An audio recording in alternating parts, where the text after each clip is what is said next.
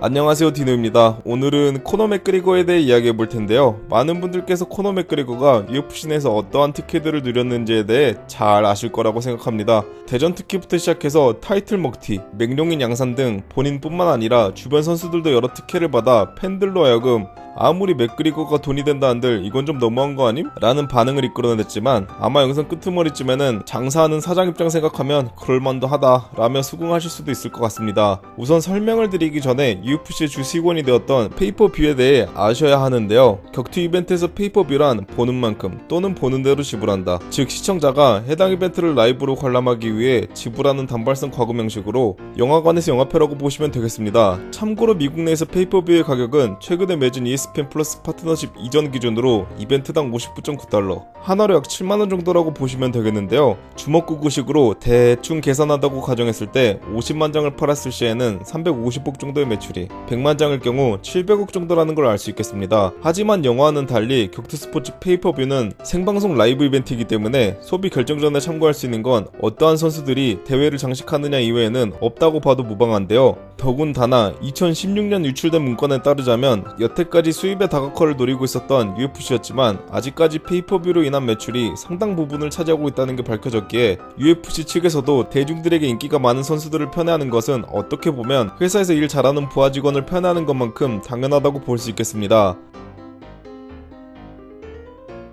이제 경량급 선수로선 말도 안 되는 맥그리거의 흥행 성적을 알려드리기 전에 비교 대상으로 다른 선수들의 성적 먼저 알려드리도록 하겠습니다. 참고로 페이퍼뷰를 100만 장 이상 팔았을 시 소위 말해 대박을 쳤다고 보는데, 프로 레슬러 출신 브록 레스너가 대회 평균 약 90만 장 이상을 팔아헤치우며 데이나 화이트의 총애를 받았고, 캐나다 국뽕을 등에 업은 졸지 생페르 또한 대회 평균 약 70만 장의 페이퍼뷰를 팔아주며 UFC의 사랑을 듬뿍 받았었습니다. 이외에도 존 존스는 대회 평균 약 55만 장, 앤더슨 실바는 대회 평균 약 50만 장을 팔았다고 보시면 되겠습니다. 허나 경량급은 흥행에 그닥 도움이 안 되었던 체급들로 플라이급과 벤턴급은 말할 것도 없고, 패더급에선 조제 알도가 맥그리거와의 경기를 제외하곤 40만 장 이상의 판매 기록을 넘겨본 적도 없었으며, 비록 라이트급에서는 BJ 펜이 경기 평균 50만 장을 팔아주긴 했으나 BJ 펜의 몰락 이후 그 녀석의 등장 이전까지 암흑기를 맞이했다고 보시면 되겠습니다. 썰이 길었는데 이제 시작해보도록 하겠습니다.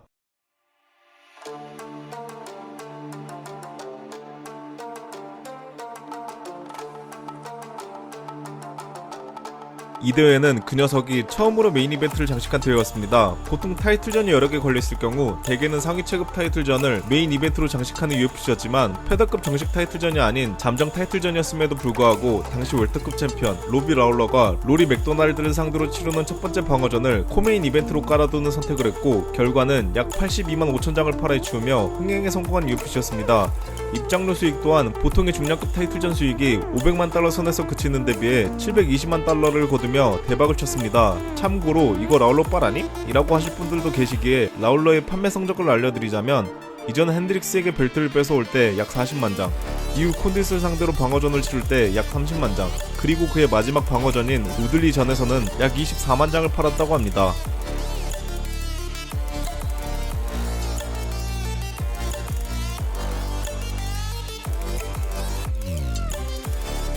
이전 경기에서 체드 맨데스를 꺾고 패더급 잠정 챔피언에 오른 그 녀석이 패더급 챔피언 조제 알도를 상대로 치르는 타이틀 통합전이었습니다.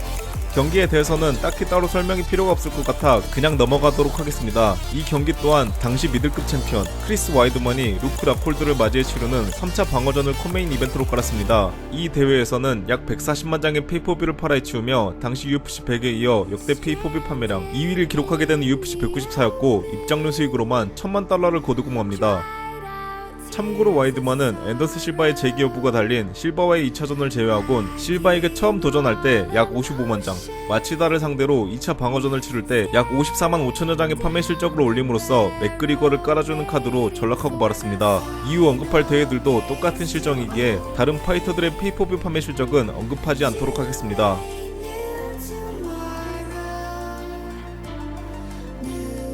페더급 챔피언에 오른 그 녀석이 최초 동시 두 체급석권을 위해 당시 라이트급 챔피언이었던 하파엘 도스 안요스를 상대로 도전장을 내밀었으나 안요스가 경기 13일을 앞두고 부상으로 빠지게 되면서 그 자리에 독특한 캐릭터와 뒤없는 경기 스타일을 가지고 있던 네이트 디아즈가 대타로 등판하게 되었습니다. 결과는 약 150만 장의 페이퍼뷰 판매와 함께 입장료 수익으로는 820만 달러를 올려 또다시 역대 페이퍼뷰 판매량 2위를 갱신하게 되는 UFC 196이었습니다.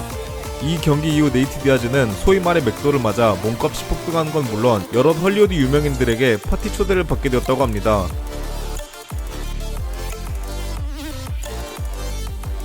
Shook up the world. How's that feel? Hey, I'm not surprised. 이전 경기에서 네이트 디아즈에게 일격을 당해 UFC 데뷔 이래 첫 패배를 당한 그 녀석. 이후 디아즈에게 리벤지를 선언하고 보통의 선수들이 훈련 캠프에 몇천만원 단위의 돈을 투자하며 경기를 대비할 때 그 녀석은 훈련 캠프에만 30만 달러, 한화로 약 3억 5천 이상의 어마어마한 돈을 쏟아부으며 약 5개월간 준비한 경기로 그 녀석의 재기 성공 여부 때문에 많은 관심을 모았던 탓이었는지 결국 165만 장을 팔아헤치우며 UFC 100을 넘어 역대 페이퍼뷰 판매량 1위를 기록하게 되는 UFC 202였습니다. 참고로 입장료 수익은 둘의 전 경기보다 살짝 낮은 770만 달러였다고 합니다.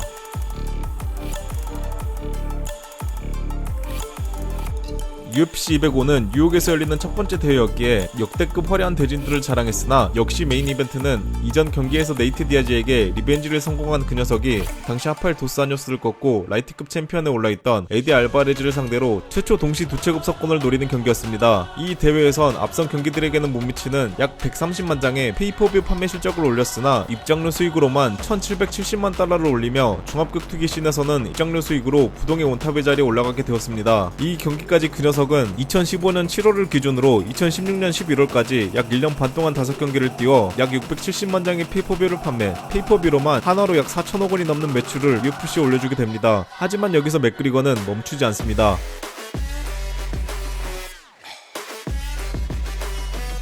라이트급 챔피언에 오른 그 녀석이 쟁쟁한 컨텐더들이 즐비한 UFC 라이트급을 놔두고 외화를 벌기 위해 복싱과 외도를 하게 됩니다. 상대는 49전 무패로 은퇴한 21세기 최고의 복서라고 평가받던 플로이드 메이웨더 주니어였습니다. 복싱과 격투기의 판돈 자체가 달랐기에 장단을 맞춰줄 필요가 없었으나 그 녀석에게서 돈 냄새를 맡은 메이웨더가 같이 장단을 맞추기 시작. 결국 경기까지 성사되고 맙니다.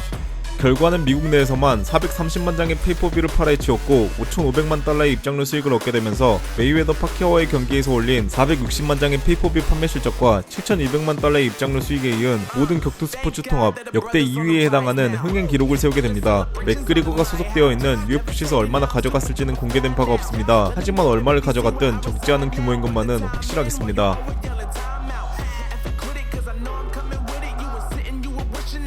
If you wanna find me, please just send me location. Send me location. You know, hey. 오랜 공백 끝에 라이트급 챔피언 타이틀을 박탈당한 그 녀석이 드디어 UFC로 돌아와 당시 라이트급 챔피언 하빕 누르마고베도프를 상대로 복귀전을 치르게 된 대회였습니다.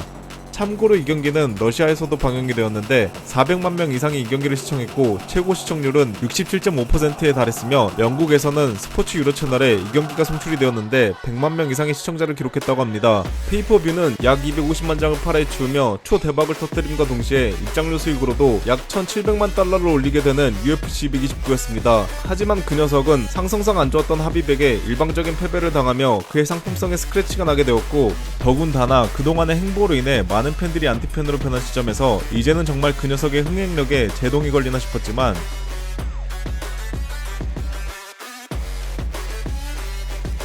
2020년 도널드 세로니를 상대로 약 1년 반 만에 가진 복귀전에서 100만 장이 넘는 페이퍼뷰 판매 실적과 함께 입장료 수익으로 1100만 달러를 올리며 자신의 건재함을 알리는 그 녀석이었습니다. 이 경기에서 페이퍼뷰의 가격은 ESPN 플러스와의 계약으로 인해 5달러가 더 상승한 64.99달러였는데요. 그럼에도 불구하고 이전 경기 패배와 온갖 스캔들로 인해 이미지가 많이 안 좋아진 상태에서도 100만 장을 넘게 팔아헤치우며 여전한 상품성을 자랑한 맥그리거였습니다.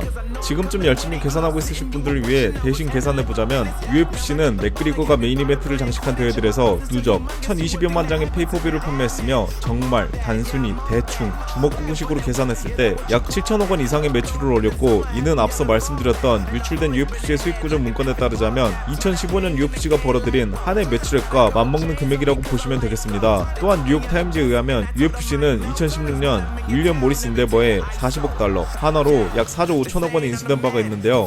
아마 맥그리거 때문에 발생한 각종 스폰서십과 중개권료 또한 만만치 않을 것이기에 이쯤 되면 왜 UFC에서 맥그리거를 편애할 수밖에 없었는지, 또 더 나아가 한때 맥그리거가 무슨 깡으로 UFC 지금까지 요구했는지에 대해 대충 감이 오실 것 같습니다. 오늘은 코너 맥그리거에 관해 이야기를 해봤는데요. 끝까지 봐주셔서 감사드리고 더 나은 영상으로 찾아뵙도록 노력하겠습니다. Flow like water, so I'm going mainstream.